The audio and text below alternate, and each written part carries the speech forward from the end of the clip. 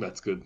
I think it's going to So record that. basically, just I guess just really quick before we let everybody in, right? We're gonna kind of go through your career, right? I think we're gonna focus on 2008 Olympics kind of a little bit, just because everybody knows that famous 100 butterfly, obviously, and then from there, maybe a little bit about your coaching career, and then we'll open up the floor to like the Q&A, I guess. Right, Dave? Sure. Yeah, Sure. Camilo's cool with that, and we just Yeah. go free flow. I'll say very few words, and then you. Why don't you like? I'm just saying like basically what the game plan is, and that we're not gonna swear and stuff. No There's gonna be problem. lots of kids. And Right. then why don't you like you know Milo better, so then like I'll kind of like how we did it with Peter, and then yeah, just Yeah. dive into that, and it was awesome last time. So Hey, Yul, before people come in, if you have like a link to this Zoom, I could share it to my social media right now. If you just send it to Yes. my WhatsApp. Yes. Give me a sec. I have it here. dude, the Zoom is gonna like lots of people in the waiting room.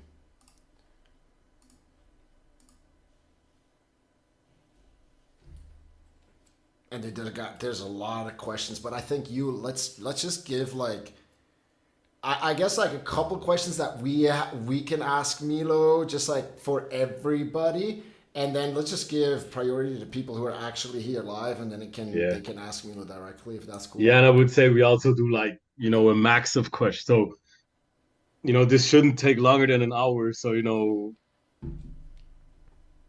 not that we're starting to answer, like I don't know, 100 Yeah, questions, right? exactly. Yeah, yeah. So we'll just cap it like either by time or by questions, like, and then Let's go by time. Let's go by time. yeah, That makes time. more We'll sense. just do that hour, and then Exactly. yeah, I think you can let everybody in, right? I Yep. mean, I'm pretty much ready. You I'm good, ready. Milo? I'm ready. Okay. So none of them can unmute. Um, for the time being. That's good. Yeah. Cool. That's pretty good turn up.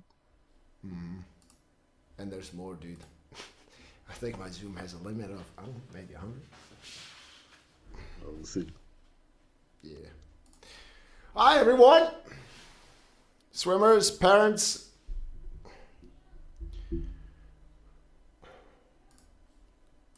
Okay, so we're just gonna go.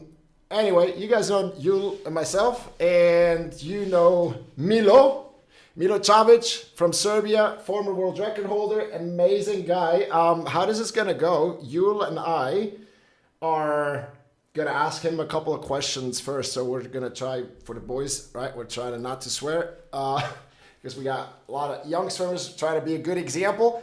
Because there's a lot of things that we want to know as well. And we kind of compiled some of the questions that were asked in the community and all that. And then we'll open up the floor, and you guys can ask Milo questions directly. So it's like, you don't hang out with the world record holder. It's like he's a clutch swimmer too. 49.95 in a hard As fly clutch long as it push. gets. Yeah, as clutch as it gets. So I'll turn it over to you, Milo. Thanks for being here, and you guys enjoy. Yeah, so thanks for the introduction. So yeah, Milo. We met 20 years ago, something like that. Yeah, maybe you want to tell the people how we guys know each other. And then, I can jump in to help out. And then from there, we'll kind of flow it into your career and, what you can tell us about or what you learned, throughout those years as one of the best swimmers in the world, right? Yeah. Hey, guys, welcome. Thanks for coming here and being with us, and just I'm humbled that all of you. I see we have 75 participants that are here to first listen a little bit about my story, and but My relationship with these guys really is I have a relationship with Yule and Yule, you're right. I did meet you. Yeah, it is about 20 years now. It's been a Um, while. I was in the fourth year of university. I went to UC Berkeley, and what had happened was just before I had graduated from university, I was already looking in the future. Where am I going to train? What is the future of my career going to look like? So I flew to Switzerland and I wanted to sort of try out with a new coach. Well, for me, a new coach, but he's one of the most famous world coaches there's ever been. Gennady Turetsky. And for many of you are far too young to know. Some of you maybe not, but Gennady is was one of the most interesting swimming names and swimming minds there's ever been. And I wanted an opportunity to spend a week with him to try out with him. And while I was in Switzerland, Yule was one of the swimmers, and I was, of course, when you join a new team or have the prospect of joining a new team, you want to sort of not just talk to the coach, but you want to talk to the swimmers because what the coach tells you, sometimes a coach might be really, really sweet with words and telling you, hey, it's great. Like this is what things look like. And it's like, okay, thanks, coach. But then you go to the swimmers and like, hey, what is it really like? And I remember I was sitting in the sauna with you, Yule. Yeah. I was like, so what, what is life like? And he's like, man, we do like 20K a day. And I'm like, ooh. 20K, doing 10,000 a session was something I wasn't used to. Yeah. Well, And nobody was, right? well, that is the old way. It is. It is the old way. How people used to swim was they came in with the mentality that if I do more meters or a very, very high volume, I can take that volume and put it inside of the bank so that at the end of the season, I will be able to take out all that money or all that work and just cash out for the final meet. And it sounds pretty good. But really, during Good the to be time when true. we had met, there was a revolution, a change in swimming, and what we had discovered was actually it's better if you race a lot. It's better if you race twice a month. Maybe not three times a month, but the more you race, it was better. And if you go into competition, especially as a professional, and you're too tired to race, you're not going to make any money, and it's not going to be a good time. Back then, we thought that racing a lot was bad, but it was during the there was it was a change in mindsets where heavy lifting was still a relatively new thing. Um, Racing a lot was a new thing, and Gennady, in this regard, was still living in the past. Well, And actually, he kind of changed back to the. I don't want to talk about Gennady too long. I mean, when I first started off with Gennady, that was not the case, right? He kind of just reverted back to that during those 3 years that I spent with him. But yeah, that's obviously when you kind of came in, which was obviously the wrong time. yeah, yeah. So I just remembered at the end of this week, I sat with him. I said, Gennady, so what do you think? You want me a part of your team, but keep in mind, I was a European champion, like I was a world record holder already, and and no disrespect to you, like, but a lot of the athletes there were not a high international level, and I thought, of course, he's going to want me. Of course, when you're an athlete, you've got this ego, and your ego, it's useful, and it's also your enemy in many ways, as you'll discover one day. Um, but he said, ah, I don't want to coach you. I was like, what? Yeah, I was out of shape because I had an injury before that, and I was a little out of the water. And I for whatever reason, I was like, why not? He's like, you're Serbian, you're a big warrior, but also you grew up in the United States. You think like an American, you think too much, you ask too many questions. Oh yeah. And to myself, I thought, what's wrong with asking questions? Because the truth is, anybody can tell you what to do. I can tell you what to do, and you're going to do it. If you do everything that I tell you, chances are you're going to do very well. But if you don't believe in it and you don't see the purpose of it, what's going to happen is you're going to resent me. You resent your coach. So really, actually, what we want is we want to be able to go in and talk to your coach and ask them like maybe not in front of everybody, but your coach will offer you something. You're going to go in, you're going to say, "Hey, coach, this is a really difficult set today, or it's a difficult workout. Like, I would like to know why we did this set, just so that next time I will also know why. Because if you can attach yourself to the why, then the Yep. what is no problem." Oh, I love that, man. And like that is the same thing, right? That Peter Mankoč was saying. So like, if you do something and you don't know why, and then you're not like super successful with it, it's gonna be resentment. Oh God, this is really good.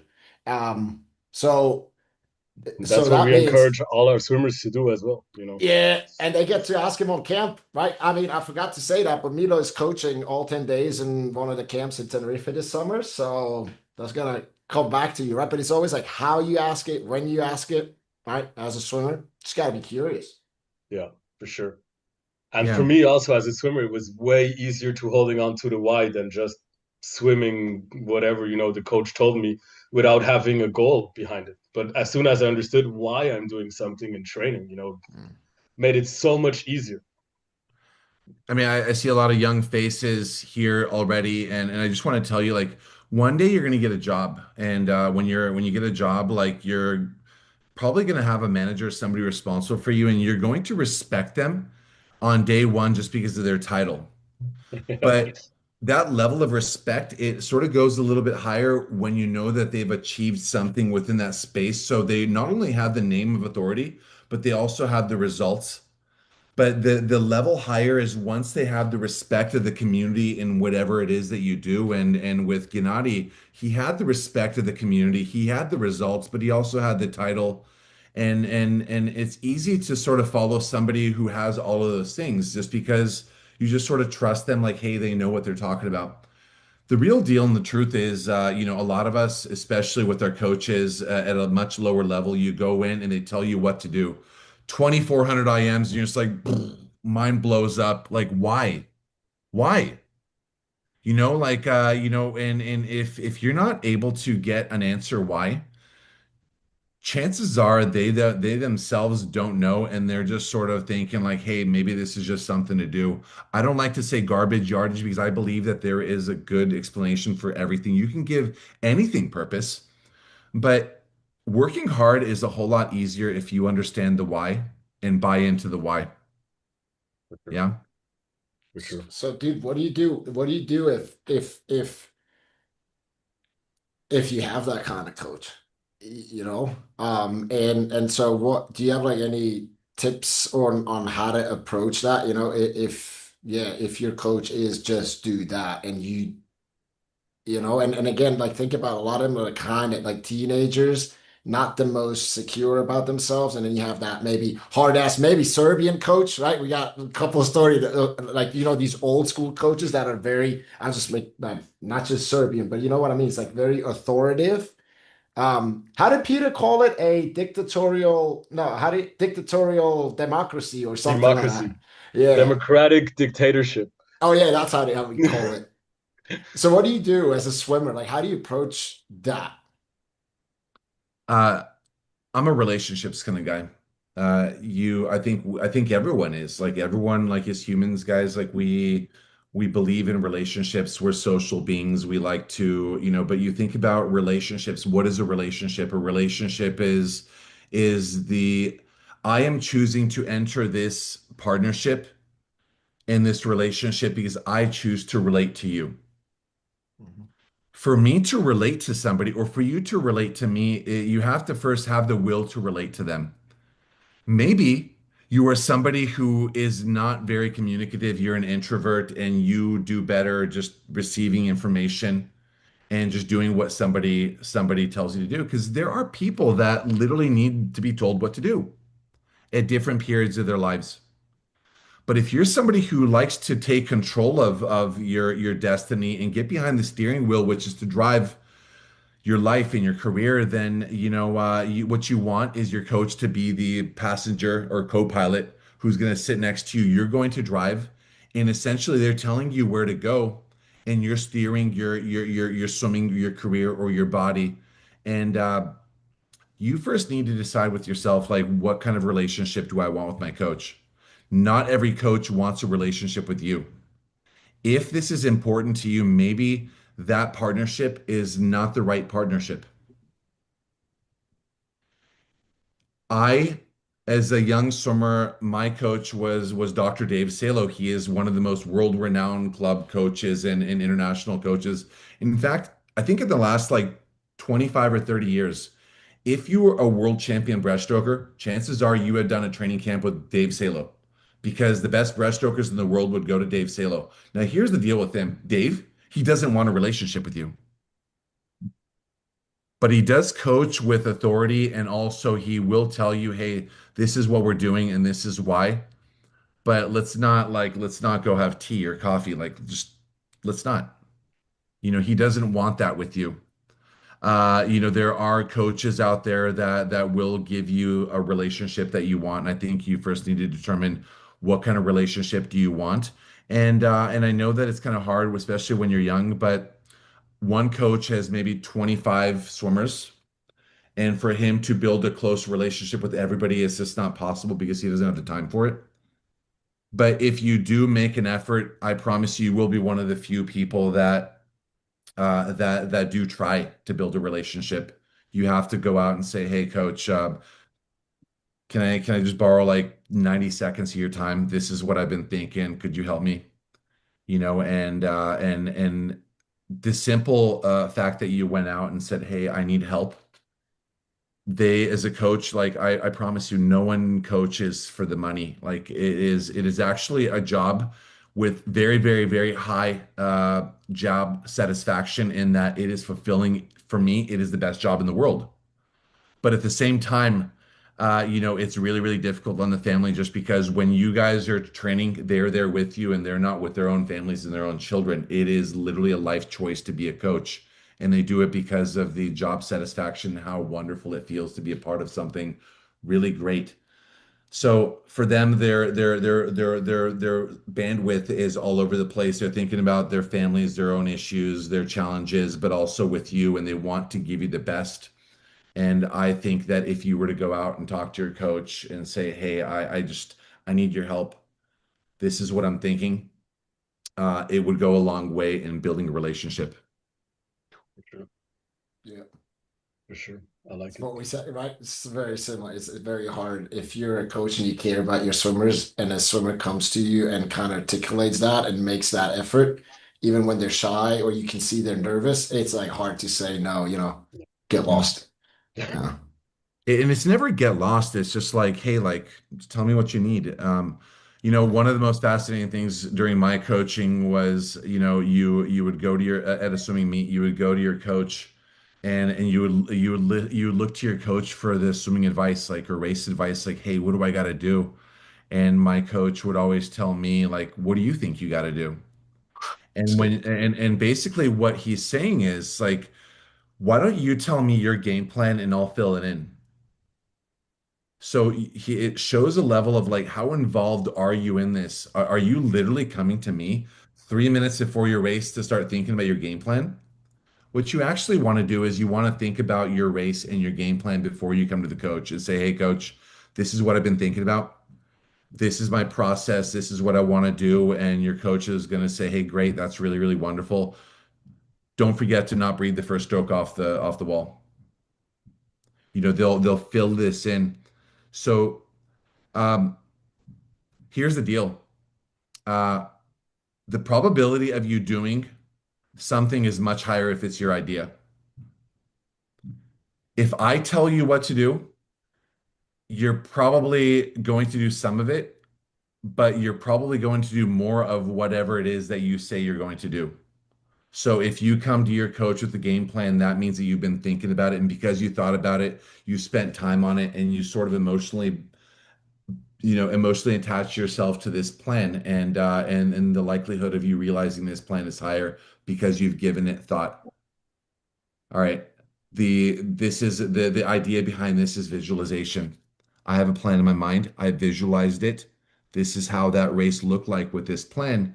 And the reality is because I visualized it, I've emotionally tied myself to the result of this plan. I like that result. I'm going to follow this plan. And if my coach can give you some last minute tips, it works out better. So go to your coach with the plan. And one day when you get a job and there's a problem at work, your manager is going to want to hear solutions to the problem, not just what the problem is.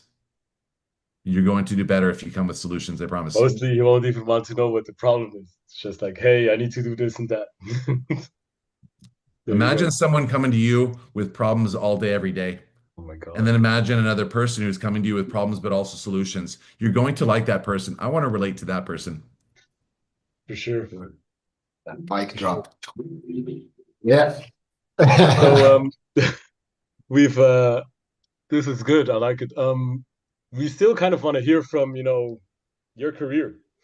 Notably, we sure want to get to at some point 2008 Olympics, but maybe you can tell all of these guests in here, how Milorad Čavić, the swimmer, started off, and how you got to 2008, almost beating Phelps. And Yeah. yeah, Guys, I started like many of you.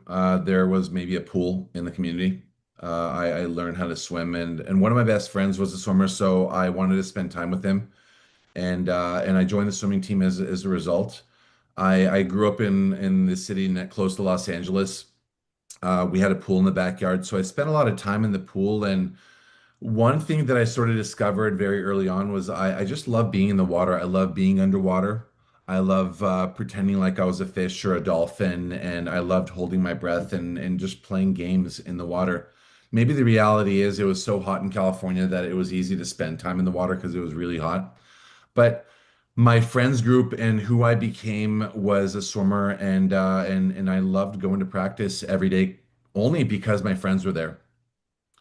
Um, when you stayed with somebody, and I was fortunate enough to be in a group in a team of people like Aaron Pearsall, who is still the greatest backstroker of all time. Since 2009, his world record still stands. So 200. there are people that I grew up with, which sort of helped guide our philosophy and sort of the culture of our team, which made us really great. But Aaron Pearsall was there, maybe arguably the greatest relay swimmer of all time. Jason Lezak was there.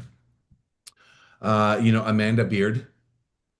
She won two silver medals at the age of 12.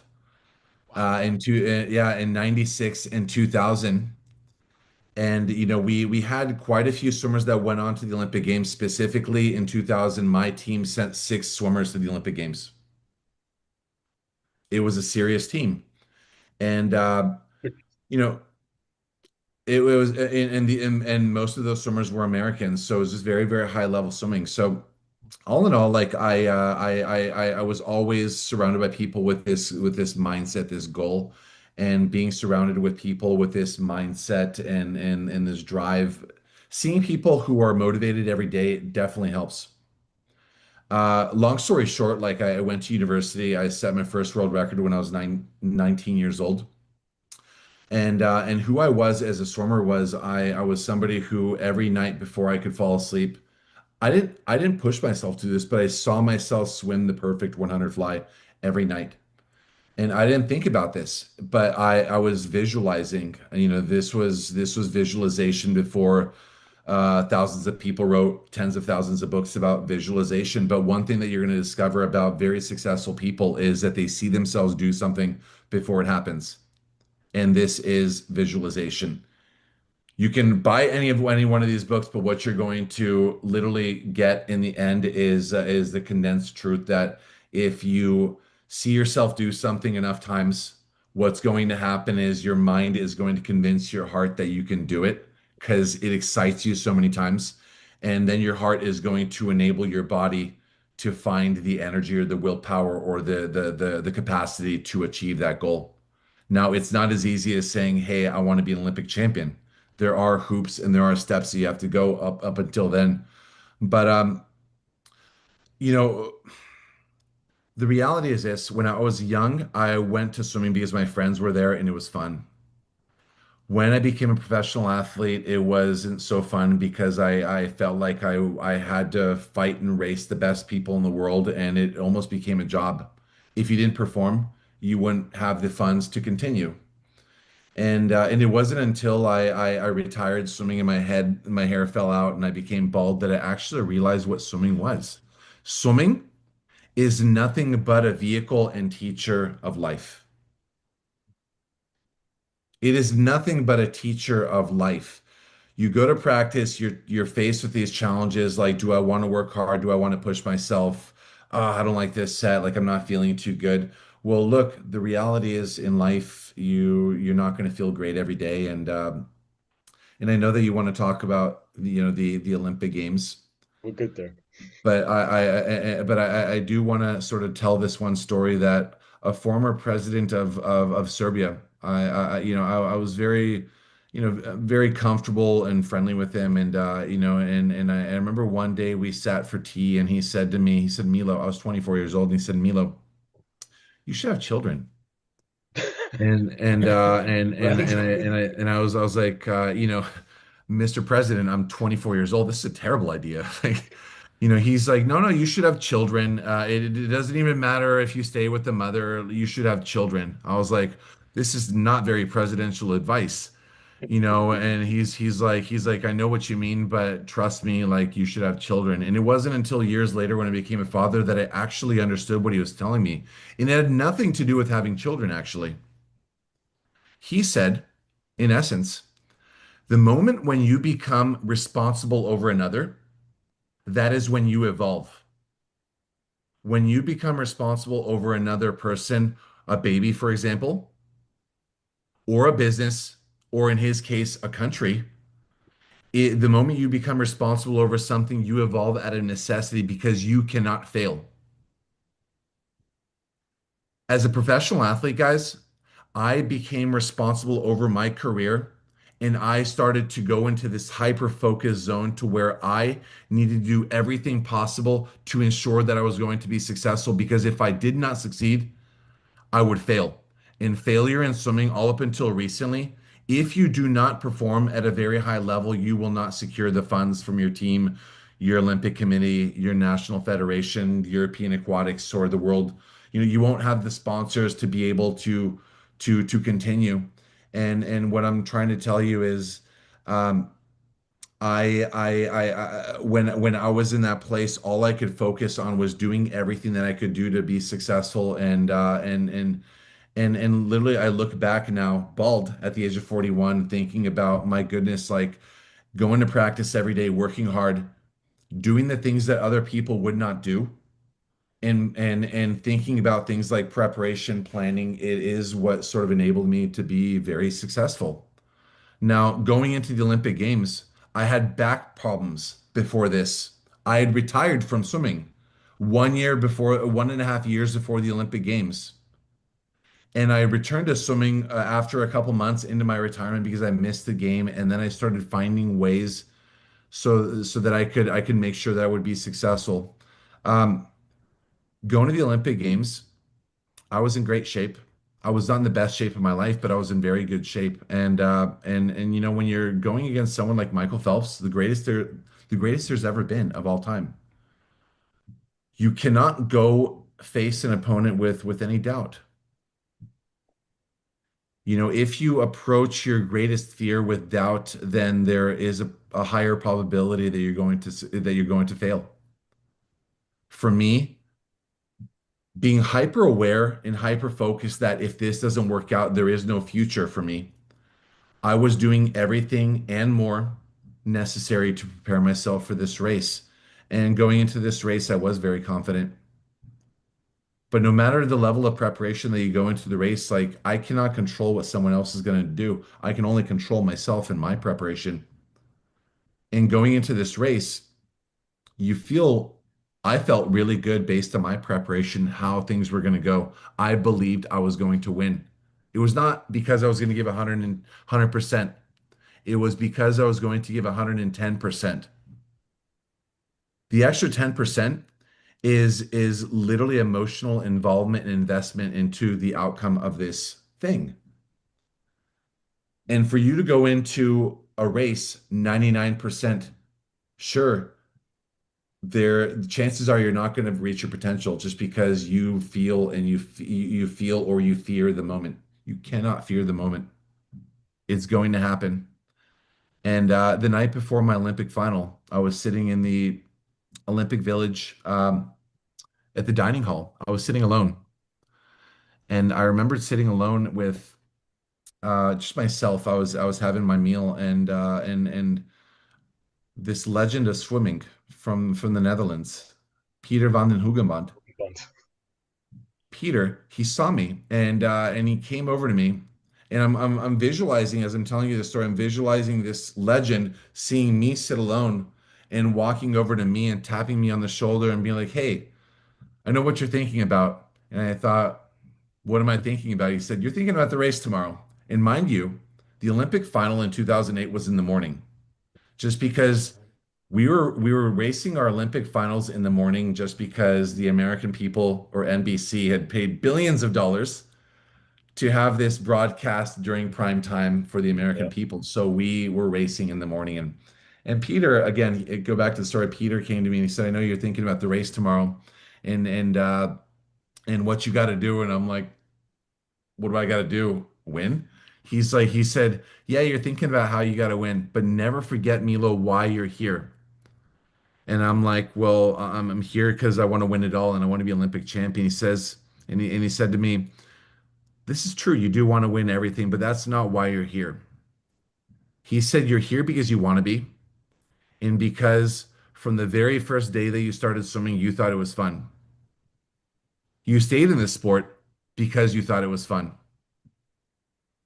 And you stayed and started racing and came up through this whole process just because you enjoyed racing and the result of all these races and all these moments and choices that you were essentially making of having fun brought you to this moment to where now you can sort of race the ultimate race and the whole world will be watching." He said to me, "Everybody wants to be in your shoes right now, and just do not forget that you are here because you want to be and because it's fun." And what he essentially did was he took this mindset of mine, which is tomorrow I have to do this, I have to do that, everything's got to be perfect. Oh my goodness, what if this happens? And he took this statement, which this conversation I was having in my mind, which is I have to, I have to, I have to, and he switched the conversation into I get to, I want to. And this is very important. Have to brings negative energy. I get to, I want to brings positive energy. Yeah. We are all here on this conversation because we want to be. We don't have to be. We want to be. It is a choice. It is literally a choice of how you're going to approach your preparation, how you're going to go into your race with your mindset. And that's exactly what I did. I went into my race. I prayed for the second time in my life just before that race. And again, I've got my Christian faith. I believe in God, but again, I believe in myself first and foremost because of my preparation. And I went into that race, and for me, it was I don't even remember the race. You go into your race and it's almost autopilot. And I've always looked to great minds to sort of explain what is it, how can someone go into autopilot and such a thing? And there was a world-class diver who told me, I even asked this world-class diver, I said, "Hey, like, how do you know when to jump when you're on the 10 meter?" And many divers, and I've interviewed a couple of them, and they would just say, "I dive the very moment when my mind goes blank." You jump and you let your body do what it's going to do, and that's exactly what my body did. I finished the race. I turned around. I saw a number two next to my name. I didn't even look at the times. I just saw number two and I was elated. The greatest thing that had ever happened to me had occurred. And this is after becoming a world record holder. What's better than becoming a world record holder? An Olympic medalist. Olympic or world records can be taken, they can be broken. But an Olympic medal is something that cannot be taken away, and it is cemented in history in the future. And yes, the time difference was zero point zero 0.01. I didn't, little did I know what would happen after this. And just because you're racing your own race, you're not looking around underwater. Like you're doing your best. And for me, the greatest thing that had ever happened to me and it had happened. And it was as if, returning to my team area, it was as if somebody had died, Oh, right? Going achieving the greatest thing for me personally, and then returning to your team area, and everyone, it was as if somebody had died, and I was carrying this medal, and this is great. Like, look, and there's like, I'm sorry, bro. It's just like, it's difficult to sort of put into words that their empathy for this it was actually out of love for me, but also like the ultimate thing and the ultimate dream for everyone who chooses this path is to become an Olympic champion. And I was a hundredth of a second away from it. Of course, at this time, I didn't know that there was also more attached to Right. what had happened. Um, and again, like, you sort of sit from the side and you think like, okay, this happened. I'm filled with gratitude, but I also don't understand the background of what had happened, just because they don't necessarily show you these clips. And I want you guys all to understand, back in 2008, um, the internet was still relatively new. Wi-Fi was not so much. I mean, like, it was a thing, but it was not readily available everywhere that you go today. You go to a coffee shop and there's Wi-Fi. Anywhere you go, there's Out Wi-Fi. on the Like, street. Yeah.